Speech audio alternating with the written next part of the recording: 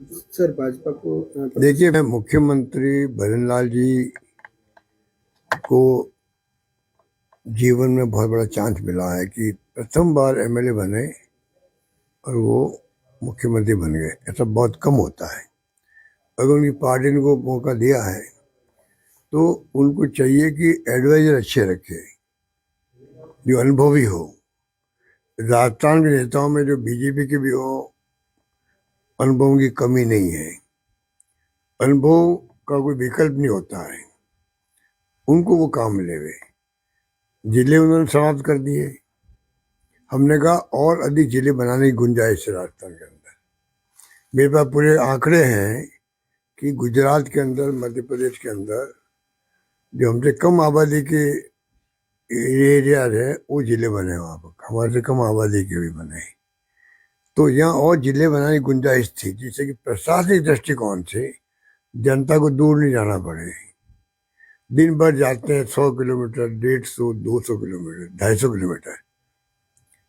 250 kilometre जाएगा आदमी, और उस दिन मान लीजिए कोई कारण से अधिकारी नहीं मिला उनको, कलेक्टर नहीं मिला, एसपी नहीं मिला, एडीएम नहीं मिला, वापस जाता अपने घर पे। कहाँ रहे रात को? तो अगर प्रशासनिक दृष्टिकोण से तहसील खुलती है, लोग खुश होते हैं, तहसील खुल गई है, दूर नहीं जाना पड़ेगा। जिला बनाने किसे कहते हैं? उन जिलों को समाप्त कर दिया गया, कोई कारण नहीं। अधिक जिले बनने चाहिए थे। उसी प्रकार से नगर निगम बने, दो बनाई गई। जिले भी हमने बनाए, देहात और शहर अलग बनाए थे। इतने बड़े जिले हो गए आजकल, वो तमाम जिले के लोग आते हैं, बार बार जाना पड़ता वापस उनको। वो भी खत्म कर दिए। जोधपुर हो, जयपुर हो, और अब आपका ये नगर निगम। इतना बड़ा एरिया हो गया है, इतनी बड़े आबादी बढ़ गई है, इतनी समस्याएं पैदा हो गई है, नई नई स्कीम आने लग गई है, क्या केंद्र की हो चाहे राज्यों की हो। अगर उनको इम्प्लीमेंट करना है आपको, तो आपको अगर दो निगम बने हैं उनको मजबूत करना चाहिए था। अधिकारियों का आप टाइम पे लगाते, वहाँ अच्छे अधिकारी लगाते, उनकी मॉनिटरिंग करते कि वास्तव में, क्योंकि ये चुनी हुई नगर पालिका, नगर निगम होते हैं, यहाँ की पब्लिक की समस्या सबसे महत्वपूर्ण होती है।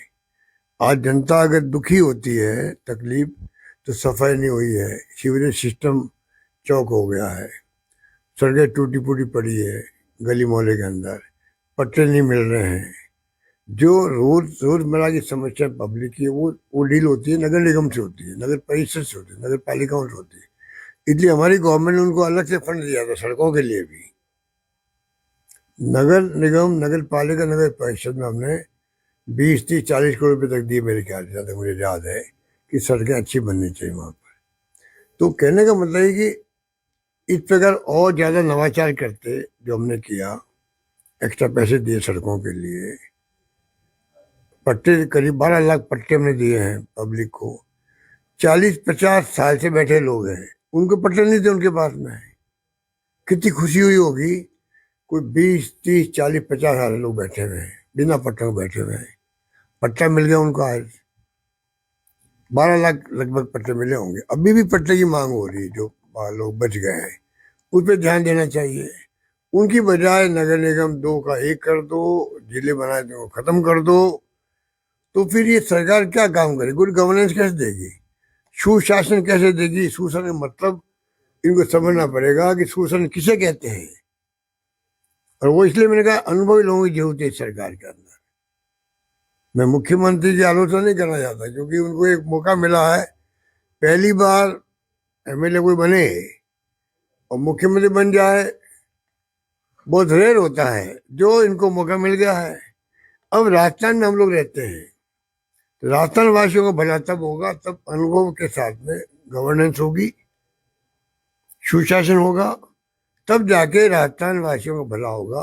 राजस्थान विकास के पथ पर आगे बढ़ेगा, विकास का मार्ग प्रशस्त होगा। ये मेरा कहना है।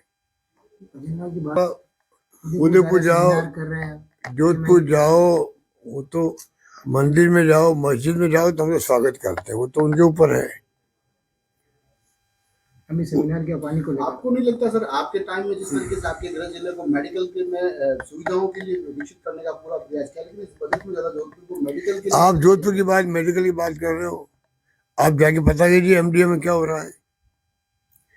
करोड़ों रुपए का कर्जा हो गया वहां पे, करोड़ों रुपए का। डॉक्टर लोग दुखी हैं, वो कहते हैं कि सारे वेंडर्स ने पेमेंट के अभाव में सामान नहीं दे रहे हो मेडिकल का। वो हमें शर्म आती है कि हम लोग एम्स में रहे हुए हैं, हमारा अनुभव है, उसके बावजूद हम जानते हैं कि मरीज का इलाज यहाँ हो सकता है, तब भी क्योंकि हमारे पास में तो सामग्री नहीं है, दवाई नहीं है, आप इक्विपमेंट नहीं है, तो हमें भेजना पड़ता है उनको गुजरात के अंदर। हमें खुद को शर्म आती है। ये तो स्थिति मैंने बना दी उन्होंने पहले स्कीमों की। पहले की स्कीमों की स्थिति है राजस्थान के अंदर, खाली जोधपुर की बात नहीं है। जोधपुर जैसे शहर जो कि दूसरा शहर है राजस्थान का, एमडीएम में, एमजीएच में, उम्मीद में हमने क्या नहीं किया यहाँ पर। आज को ये मेंटेन नहीं कर पा रहे हैं, दवाइयाँ नहीं इनके पास में, डॉक्टर दुखी हैं। तो हालात बड़े गंभीर हैं। और शिक्षा और स्वास्थ्य दो क्षेत्र ऐसे हैं जहाँ सरकार को सबसे बड़े ध्यान देना चाहिए। अगर शिक्षा और स्वास्थ्य अच्छा है किसी प्रदेश के अंदर, आम लोगों का, नौजवानों को, छात्रों का, तो उसका फ्यूचर अपना ही बन जाता है, शिक्षा से भी, स्वास्थ्य अच्छे रहने से भी। तो ये स्थिति बनी हुई है, तो क्या इनके बारे में बात करें। एक साल हो गया, एक साल में कम से कम परफॉर्मेंस दिखाते। मिस्टर जूली को बोलने नहीं दिया गया उसके अंदर, नेता प्रतिपक्ष को बालना मिल गया था। अभी तो नारेबाजी कर रहे हैं। नारेबाजी क्यों कर रहे हैं, ये तो उनको मालूम था। एक लाइन बोलना था, करोड़लाल मीणा हमारे मंत्री का कोई भी फोन टैप नहीं हुआ है, ये बोलना था। मेडिकल स्वास्थ्य सेवाओं की स्थिति बद से बदतर होती जा रही है। पूरे आम लोगों को पता ही नहीं है कि 25 लाख का बीमा जो है चिरंजीवी योजना का, वो आज कायम है कि नहीं है, किसी को नहीं मालूम है, बताने के लिए कोई तैयार नहीं है। प्राइवेट जो अस्पताल थे वहाँ पे इलाज बंद हो गया है चिरंजीवी योजना वालों का। वो कहते हमें पेमेंट नहीं मिल रहा है, दवाइयाँ है नहीं, खरीदने की अथॉरिटी दी नहीं गई है। गाइडलाइन जो होती है स्टेट गवर्नमेंट के मंत्रालय की, स्वास्थ्य मंत्रालय की, उन्होंने गाइडलाइन जारी नहीं करी है। तो डॉक्टर कंफ्यूज हैं कि हम क्या इलाज करें, क्या नहीं करें, कौन सी दवाई खरीद सकते हैं, नहीं खरीद सकते, किसी को नहीं मालूम है। ये हालात में स्वास्थ्य सेवाओं की स्थिति बिगड़ गई राजस्थान के अंदर। लोग बहुत दुखी हैं, लोग बहुत दुखी हैं, चक्कर लगा रहे हैं अस्पतालों के अंदर, दवाएं नहीं मिल रही है, टेस्ट नहीं हो रहे हैं। और मैंने सुना कि जोधपुर में तो एमडीएम में 70 करोड़ रुपए कर्जे हो गए हैं। मुख्यमंत्री कल आ रहे हैं जोधपुर के अंदर, उनको चाहिए कि कम से कम मालूम तो करे कि 76 करोड़ के कर्जे होने के बाद में सारे वेंडर जो है, जो सप्लाई करते हैं दवाइयों को या इक्विपमेंट को, सबने बंद कर दिया, वहां पर देना बंद कर दिया है। क्या स्थिति बन रही है। संभागीय मुख्यालय है, पूरे संभाग के लोग यहाँ आते हैं इलाज के लिए। वहां की स्थिति अगर ये है तो आप समझ सकते हो बाकी जिलों की स्थिति क्या होगी। स्थिति बड़ी विकट होती जा रही है। इसलिए मैंने कहा अनुभव की जरूरत है राजस्थान में। अनुभव एडवाइजर मिस्टर माननीय मुख्यमंत्री भजनलाल शर्मा को आवश्यकता है अच्छे एडवाइजर की। बीजेपी के अंदर बड़े पुराने लोग बैठे हैं, चुनाव जीत नहीं पाए होंगे, मान लो कभी एमपी रहे होंगे, एमएलए रहे होंगे, मंत्री रहे होंगे, चुनाव जीतना नहीं जीतना अलग बात है। उनका अनुभव का लाभ क्यों नहीं ले रहे हैं। वो एमएलए की जीत क्या होंगे, अनुभव का कोई विकल्प नहीं होता, मैं बार बार कह रहा हूँ।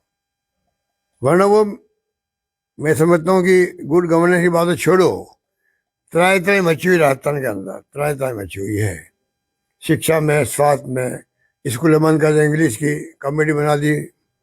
अरे क्रांतिकारी काम है वो। हमारे गांव के बच्चे, लड़के लड़कियां, किसानों की, दलितों की, पिछड़ों की, इंग्लिश पढ़ रही है, समझ रही है, बोल रही है। वो कहाँ जाएगी कोई सोच नहीं सकता।